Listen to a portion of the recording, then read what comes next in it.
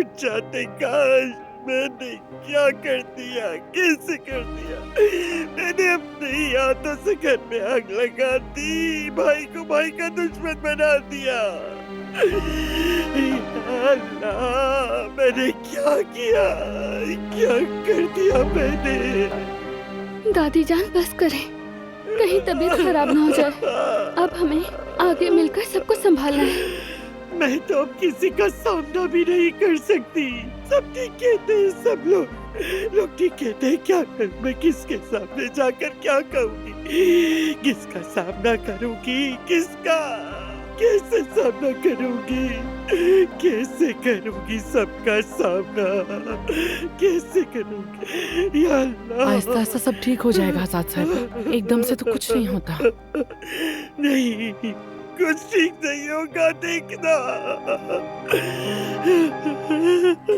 आइए मैं आपको कमरे तक छोड़ दूं, आराम कर लीजिए थोड़ा। अब आराम करना मुमकिन नहीं। अगर तुम ठीक कहती हो, किसी का सामना करने की हिम्मत नहीं रही मुझमें।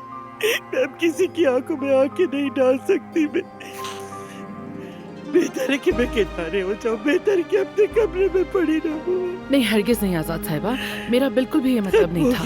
आइए सब बर्बाद हो गया। चलिए। या अल्लाह, मैं क्या करूं, सब बर्बाद हो गया।